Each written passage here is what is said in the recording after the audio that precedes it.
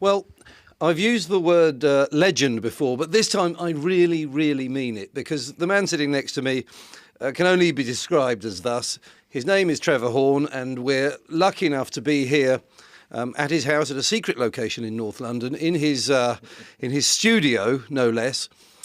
Trevor, first of all, thanks very much for having us here. Pleasure. And first of all, one of the things that you're up to in the near future, of course, is a gig at Shepherd's Bush Empire on March the 5th, a Thursday. The 5th, yeah, Thursday night. Could you tell us a bit about that? Yeah, I'm quite excited about it, actually, because what we're going to try and do is recreate Studio One at Psalm on the stage at Shepherd's Bush Empire.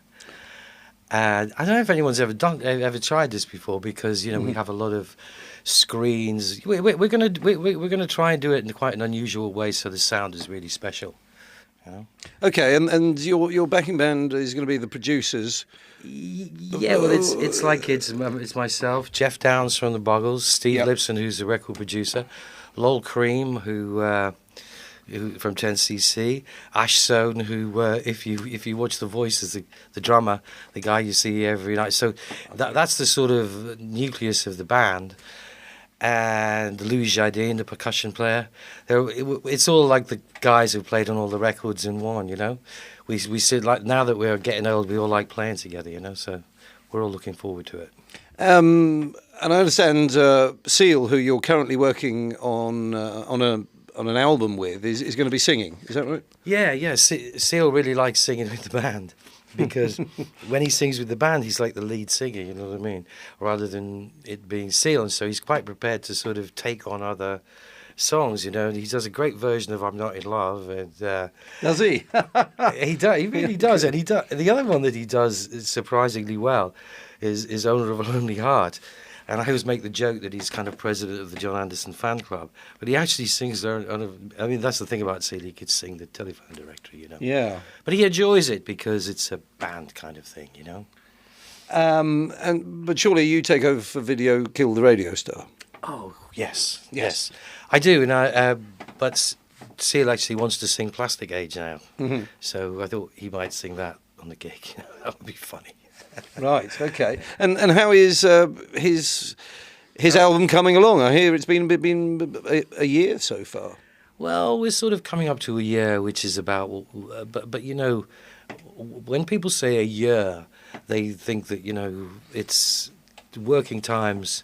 We have been on it for a year though, on and off, and it's nearly finished. It's like that far away, Right. Okay. And I think it's terrific, but I'm obviously going to think that because I've been working my ass off on it for the past year. Yeah. But I do. It's Seal's singing better than ever, because, of course, it's sort of 25 years on from the first time we worked together, and he's been sort of gigging more or less non-stop. So he's like, some people get worse as they get older. Seal's voice is in amazing shape, Mm-hmm. And I don't know. It's going to be interesting to see what people make of the album. And do you? I mean, we were talking earlier about the fact that you're a studio-aholic and have a number of studios around the place. Probably. Do you have any abroad?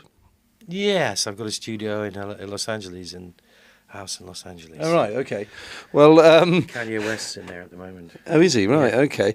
Are you still writing songs? Do you sit down and sort of strum the acoustic or the bass or the piano behind us and sort of indulge that part of your skill set, as it were? Well, that's the funny thing, you see, because I started out as a musician, so. The first thing, if I'm working on a song, the first thing I do is I learn to play it myself so I can understand the song and feel it, because then I can feel where it's lacking or where it needs to be. So yes, I still do. I love doing that. And sometimes people invite me to do it. Yeah. Well, actually, you're renowned for often producing and playing on records that you produce, and that's kind of one of your trademarks. No, I still love music, and it's still one of the most fun things, And at various parties, I've been the most amazing backing band for drunken ladies who want to sing various songs, because I know them all, and I can also wind them up a little bit. So, looking back at some of your well, I mean, it was quite shocking for me to do some research on you, because I didn't realise, and I think people don't, just how many people you've produced and worked with and written with down the years. The list is quite staggering, isn't it? I know.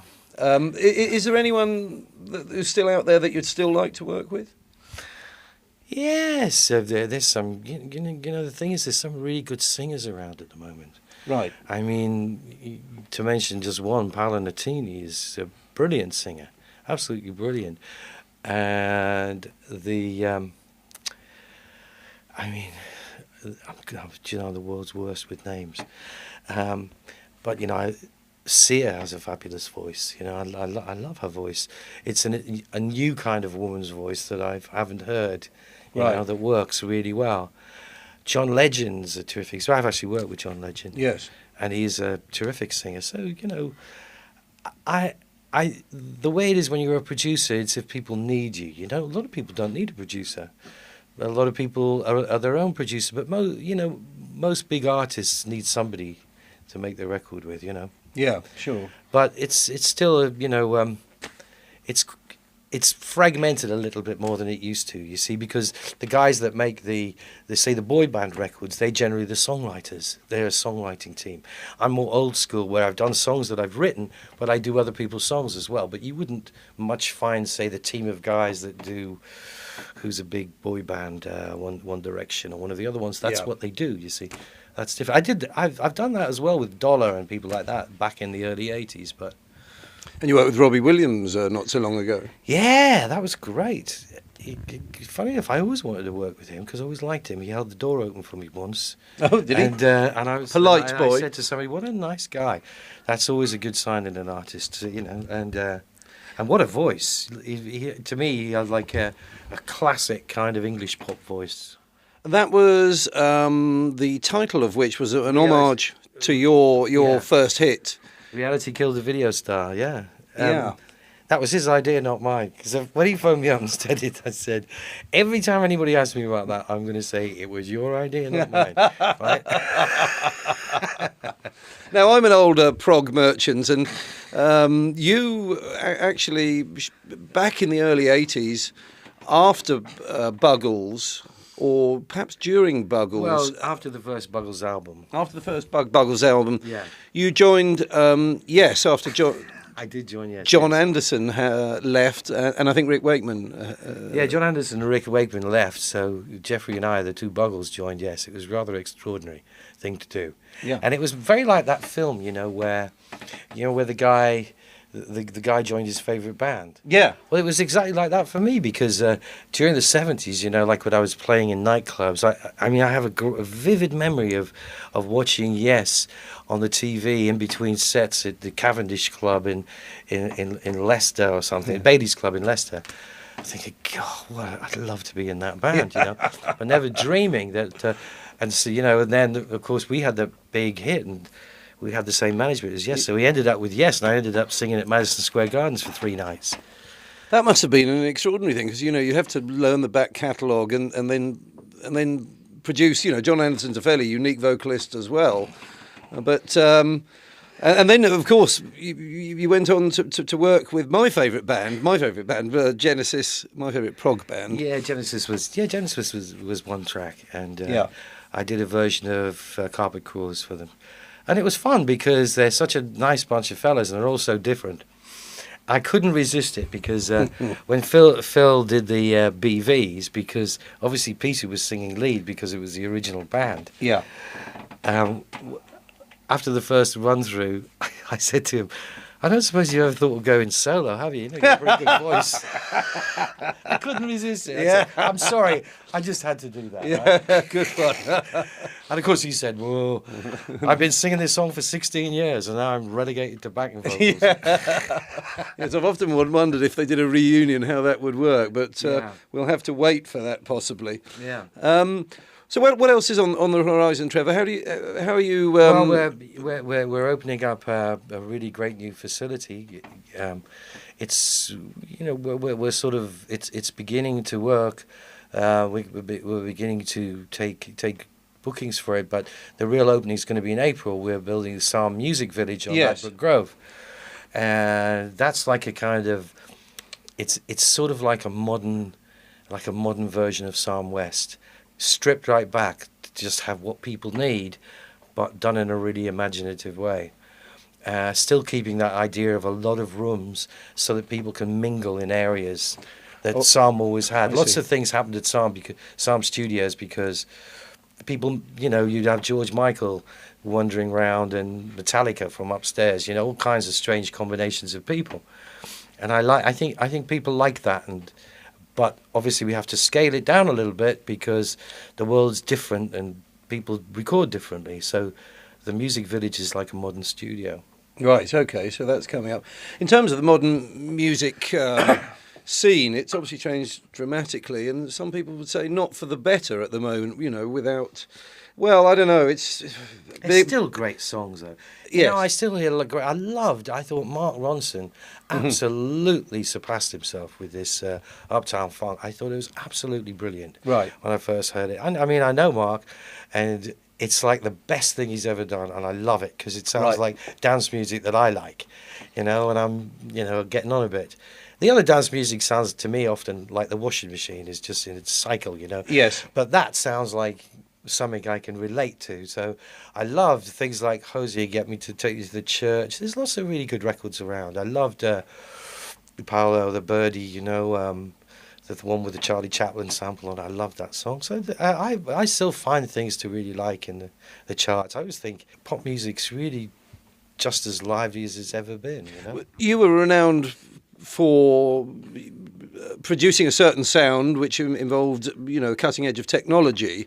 Yeah. That technology, am I right in thinking that, in all honesty, if you listen to a Frankie Goes to Hollywood record or whatever, I don't see how it could have sounded much more modern if you did it today.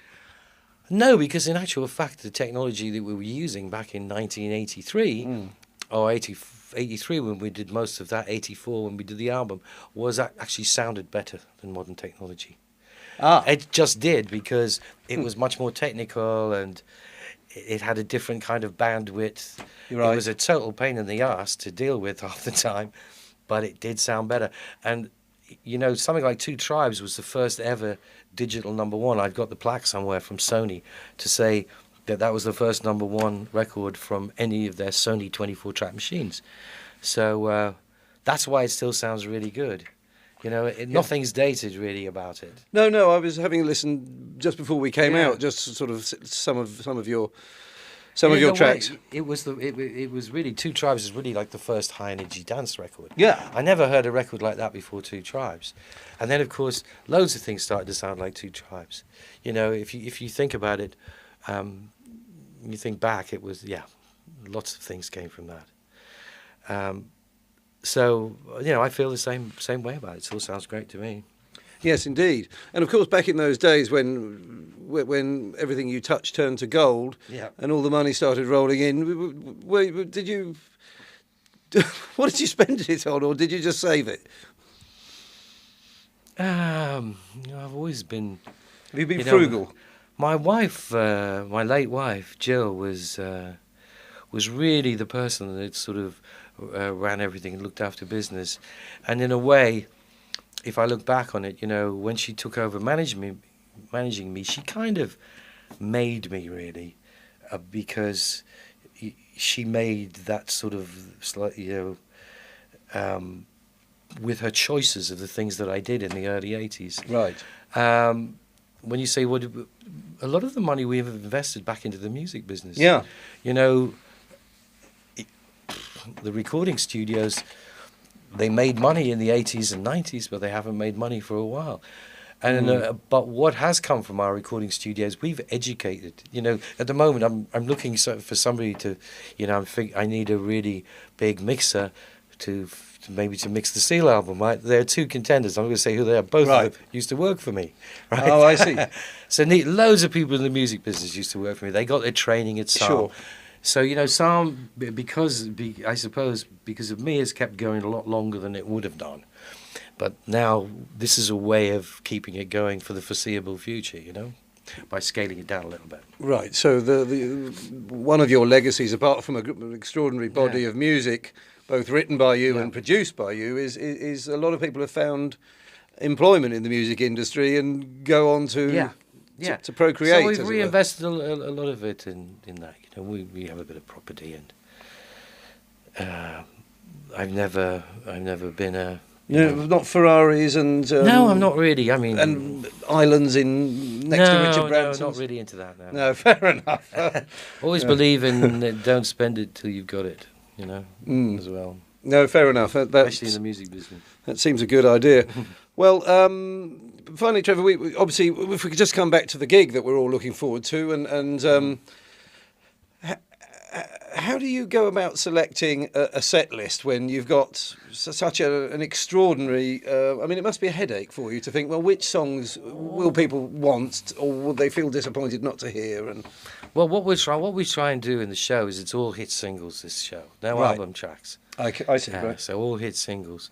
So I think in the sort of list that we've got, there's about 14 or 15 of them were number ones, you know. So because it's, you know, from Lol, myself, and Steve, you know, because Steve Lipson produced Annie Lennox and I see, right, and Propaganda, you know. Steve's really made, and Will Young, you know, Think I'm Gonna Leave Right Now, and Cher, and all kinds of people. So between the sort of 3 or 4 of us, there's a lot of songs that we can call on. But for this show, it's all as close to number one as we can get. Right. And have you started rehearsing, or do you need to rehearse? Or well, we need to rehearse for this show because we've been doing shows on and off for a couple of years for various things, but this show we're rehearsing for because we're going to learn a load of new songs. Well, let's hope you can find a studio to rehearse in, Trevor. I'm sure that won't be a problem. I've already booked it. Well, that's a good note to end on. Trevor Horn, thanks very much for talking to us. It's been a great pleasure. Okay, my pleasure. Thanks. Thank you.